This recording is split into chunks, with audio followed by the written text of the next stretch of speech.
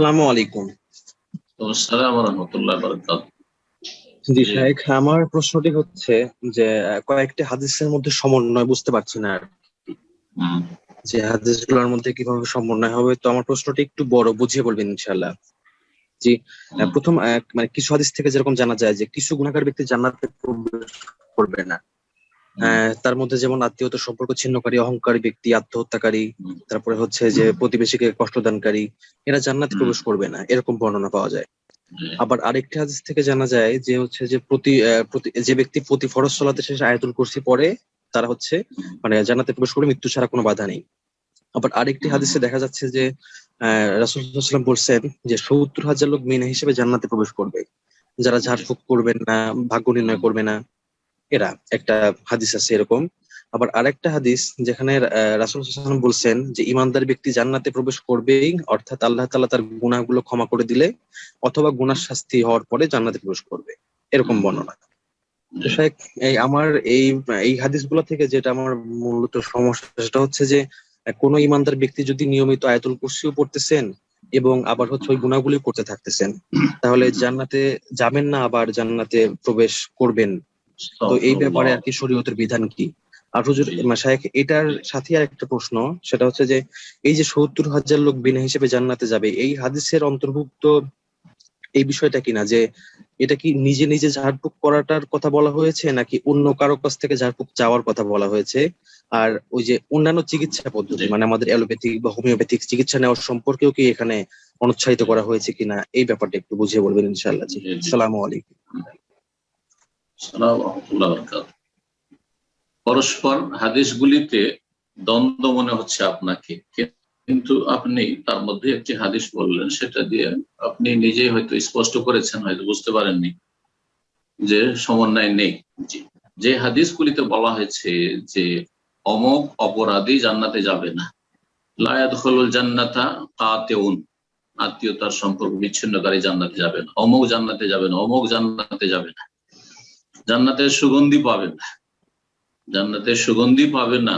যেমন বলা হয়েছে যে ব্যক্তি কোন অমুসলিমকে, যে অমুসলিমকে হত্যা করা জায়েজ নাই, যার সাথে চুক্তি রয়েছে, শান্তি চুক্তি রয়েছে, যুদ্ধ লেগে নেই, হারবি নয়, সে আপনার বিরুদ্ধে যুদ্ধ করে না, অস্ত্র ধারণ করে না, হত্যা করলে লাম ইয়ারা রায়হাতাল জান্নাহ, জান্নাতের সুগন্ধি পাবে। তো এইসব হাদিসগুলি মনে হয় যে কাবিরা গোনা, বেশ কিছু কাবিরা গোনা করলে জান্নাত পাবে না, জান্নাতে সুগন্ধি পাবে না। আবার অনেক হাদিস রয়েছে যে হাদিসগুলি প্রমাণ করে যে জান্নাতে যাবে। তো সেই হাদিসগুলি কিন্তু আপনি তুলে ধরতে পারেন, যেমন যার অন্তরে সামান্যতম ঈমান আছে, সামান্য কিছু ভালো আমল আছে, এইভাবে যে হাদিসগুলি রয়েছে সেই হাদিসগুলি বললে আরো বেশি স্পষ্ট। কিন্তু আপনি বলেছেন আয়াতুল কুরসির হাদিস। আয়াতুল কুরসির হাদিস হচ্ছে ফজিলতের, এটি হচ্ছে বোনাস।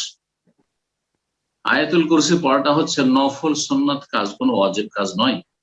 আর নফল সুন্নত দিয়ে কোনো ব্যক্তি জান্নাত যেতে পারবে না, তার ফরজ ওয়াজিব ঠিক না থাকে, কাবিরা গুনাহ থেকে যদি মুক্ত না থাকে। কথা বোঝা গেছে? অ্যাডিশনাল সাবজেক্ট দিয়ে কোনো ব্যক্তি ডিগ্রি লাভ করতে পারে না, সহজ ভাষায়।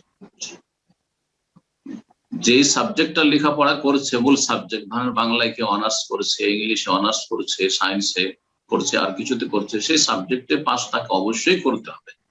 ইসলামের যেগুলি ফারায়েজ ওয়াজিবাত, সেগুলি হচ্ছে মূল সাবজেক্ট। হারাম কাবিরা থেকে বেঁচে থাকা, এটা হচ্ছে মূল সাবজেক্ট, এগুলোতে পাস করতে হবে। তারপরে বোনাস হবে কি, এই যে অ্যাডিশনাল সাবজেক্ট। জি, অতিরিক্ত চল বেশি একটু মার্ক অ্যাড হবে, আর তাতে একটু পদোন্নতি হবে, হ্যাঁ, একটু মার্কস বাড়বে, গ্রেডটা বেড়ে যাবে, ফার্স্ট ডিভিশন চলে যাবে, আরো কিছু। জি। তো আয়াতুল কুরসির সাথে কিন্তু আর কোনো দ্বন্দ্ব নেই। আর শুধু আয়াতুল কুরসি পড়ে বা এই নফল কাজগুলো মনে থাকে। হ্যাঁ, আয়াতুল কুরসি ফজিলত কার জন্য? যেই ব্যক্তির ফরজ ওয়াজিব ঠিক আছে, হারাম কাবিরা থেকে বেঁচে আছে, আর তার সাথে আয়াতুল কুরসিও পড়েছে সালাতের পরে, হ্যাঁ, তার জন্য লাম ইয়ামনাহু মিন দুখুলিল জান্নাহ ইল্লা ইয়ামুত, মৃত্যু ছাড়া জান্নাতে যেতে তাকে আর কোনো কিছু বাধা দিতে পারে। আশা করি বুঝতে পেরেছেন। কিন্তু দ্বন্দ্ব আছে, অনেক হাদিস রয়েছে যে হাদিসগুলি বলা হয়েছে যতই বড় কাবিরা গুনাহ করুক একসময় মুমিন মুসলিম যে ঈমান ভঙ্গ করে মারা যায়নি, কুফরির অবস্থায় মরেনি, বড় শিরকের অবস্থায় মরেনি, সে জান্নাতে যাবে। তাহলে ওই হাদিসগুলির অর্থ কি জান্নাতে যাবে না?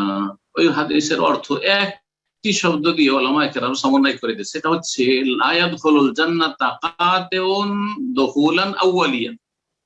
দুখুলান আউয়ালিয়ান মানে প্রথম চোটে জান্নাতে যেতে পারবে। আত্মীয়তা সম্পর্ক বিচ্ছিন্ন করেছে, সবচাইতে বেশি নিকট আত্মীয়, সবচাইতে বড় হক আত্মীয়তার মধ্যে হচ্ছে বাপ মায়ের। বাপ মায়ের সাথে সম্পর্ক ছিন্ন, বাপ মায়ের সাথে সম্পর্ক খারাপ, বাপ মাকে অন্যায় করেছে, বাপ মায়ের সাথে অন্যায় আচরণ করেছে, যার পরে অসন্তুষ্ট বাপ মা, ক্ষমা পায়নি তাদের কাছ থেকে, জান্নাতে যেতে পারবে না, প্রথম খানে যেতে পারবে না, বাধাগ্রস্ত হবে, চিরকাল জাহান্নামী হবে না। কাফের ছাড়া, মুশরিক ছাড়া, ঈমান ভঙ্গকারী ছাড়া, সাহের জাদুঘর ছাড়া, গণক ছাড়া, বড় বড় শিরক নাস্তিক ছাড়া, এক কথায় ইসলাম নিয়ে যদি মরতে পারে তাহলে চিরস্থায়ী জাহান্নামী কেউ হবে না। আল্লাহ রাব্বুল রহমত এত প্রশস্ত। 70,000 বিনা হিসাবে জান্নাতে যাবে। তাদের বৈশিষ্ট্য সম্পর্কে রাসূলুল্লাহ যে বিষয়গুলি বলেছেন তার মধ্যে ঝাড়ফুঁক করবে না এই কথা নেই। অনেকে কিন্তু বুঝেন, অনেক আলেমরা অনুবাদ করতে গিয়ে ভুল করে, ওয়াজ করতে গিয়ে ভুল করে। ওখানে নেই যে লায়ার কুন, এই শব্দটা নেই যে নিজের রুকিয়া করবে না, নিজের ঝাড়ফুঁক। লায়াস্তার কুন, স্ত্রীর কামনা হচ্ছে কারো কাছ থেকে ঝাড়ফুঁক চেয়ে নেবে না। অর্থাৎ আমার কাছে এসে কেউ বলবে না যে শেখ একটু আমাকে ফুঁক দিয়ে দেন তো, দম করে দেন তো, আমার একটু রুকিয়া করে দেন তো। কোন একজন যারা রুকিয়া, আজকাল রুকিয়া তো এক পেশায় পরিণত হয়েছে কিছু লোকের কাছে, আর সেটাকে অনেকে তো বড় অঙ্কের একটা মানে ইনকাম সোর্স হিসাবে নিয়েছেন। এগুলো খুব বর্জনীয়, এগুলো অপছন্দনীয় কাজ। আল্লাহ সবাইকে বুঝার তৌফিক দান করুক। মানুষের উপকার করার উদ্দেশ্যে করতে হবে, তার মধ্যে যদি আপনি ফুল টাইম দেন এই ক্ষেত্রে তখন আপনি কিছুটা তার মাধ্যমে রোজগার করেন, কিন্তু তার জন্য বিশাল বিশাল অঙ্কের টাকা ইনকাম করবেন আপনি, এটা পেশা, এই পেশা পছন্দনীয় পেশা নয়। তো যেটা বলছিলাম যে ঝাড়ফুঁক চাইবেন না, ঝাড়ফুঁক চাইতে যাবেন না, কিন্তু নিজে রুকিয়া করেন, অসুবিধা নেই, নিজে রুকিয়া করেন। কারণ রাসূলুল্লাহ সাল্লাল্লাহু আলাইহি ওয়াসাল্লাম ইয়ারকি নাফসা, নিজেকে রুকিয়া করতেন। সাহাবায়ে কেরামদেরকে শিখে তোমরা নিজেকে রুকিয়া করো, নিজেকে ঝাড়ফুঁক করবেন, এটা সর্বোত্তম ইলাজ, সর্বোত্তম চিকিৎসা। তো ওই হাদিসে রয়েছে তারা কি করে না, ঝাড়ফুঁক কারো কাছ থেকে চায় না। ওয়ালা ইয়াতাদাউন, এবং তারা ঔষধের চিকিৎসাও নেয় না। হ্যাঁ, এটা একটা বিষয় যেটা বললেন যে অ্যালোপ্যাথ ওষুধ বা হোমিও ওষুধ, এইসব ওষুধ আমরা তাহলে কি ব্যবহার করবো না? ব্যবহার করা জায়েজ, কিন্তু যদি 70,000-এর মধ্যে সামিল হতে চান তাহলে আপনি যথাসাধ্য চেষ্টা করবেন যে আমি ওষুধ ব্যবহার করবো না। কলমার এটা বলেছে, যথাসাধ্য চেষ্টা করবেন। কিন্তু যদি দেখা যায় যে না, এতে হবে কি রোগের মানে রোগ বড় ধরনের আকার ধারণ করছে এবং এটা বড় ক্ষতি সাধন করবে, তো অবশ্যই তখন আপনি নিজেকে সুস্থ রাখার জন্য, যান বাঁচানোর জন্য ওষুধ খাবেন। কিন্তু ছোটখাটো বিষয়, যেমন আজকালকার মানুষের কাছে পয়সা হয়েছে, সামান্য একটু মাথা ব্যথা হইলে প্যানাডল, হ্যাঁ প্যারাসিটামল, একটু সামান্য কিছু হয়েছে, একটু সর্দি হয়েছে, চলো একটু এই অ্যালার্জির ওষুধ খেয়েই যাচ্ছে, যখন তখন ওষুধ, যখন তখন ওষুধ, আর সামান্য কিছুতে ওষুধ। এই যারা করে, হ্যাঁ, এদের ক্ষেত্রে বলা যেতে পারে অহরহ শুধু ওষুধ খাওয়া, যথাসাধ্য আল্লাহ ভরসা করেন। চলেন একটু সর্দি হয়েছে, আমরা ছোটকালে দেখেছি সর্দি আর জ্বরের এগুলোর কোনো ওষুধ আমরা খেতাম না, এমনিতে ভালো হয়েছে।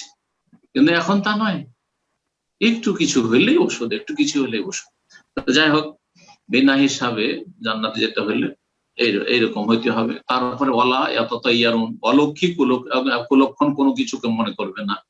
ওয়ালা ইয়াক্তাউন, আরেকটি শব্দ রয়েছে যে লোহা গরম করে দাগ দিয়ে যে চিকিৎসা, এই চিকিৎসা অপছন্দনীয় চিকিৎসা, প্রয়োজনে জায়েজ আছে, কিন্তু অপছন্দনীয় চিকিৎসা, এই চিকিৎসাও গ্রহণ করে না।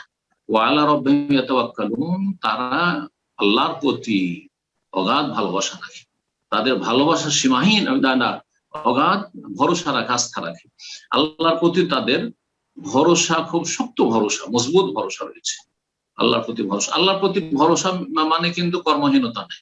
আল্লাহর প্রতি ভরসা মানে একেবারে চিকিৎসা নেব না নয়, না, দেখছেন যে না এই রোগ ভালো রোগ না, মারাত্মক রোগ, অবশ্যই চিকিৎসা, প্রথম থেকে চিকিৎসা করবেন। ক্যান্সারের লক্ষণ পাওয়া যায়, অবশ্যই চিকিৎসা করবেন আপনি।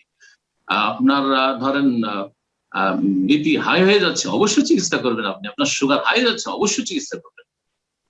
তো যাই হোক, আশা করি বুঝতে পেরেছেন। আর তারপরে 70,000 বিনা হিসাবে জান্নাতে যাবে, আর 70,000 প্রত্যেকের সাথে আর 70,000, এইভাবে একটা হাদিস রয়েছে।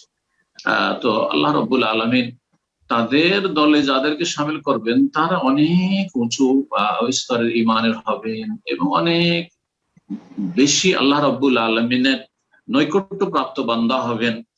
এত সহজ বিষয় নয় যে আপনি আমি আধা ঘন্টা তাহাজ্জুদ পড়তে পারেন না, আর নফল ইবাদত বন্দি করতে পারেন না, জিকির সারাদিন চলে গেল, জিকির আজকার কতবার করেছেন? বলে ভাই আজকে তো ব্যস্ত ছিল।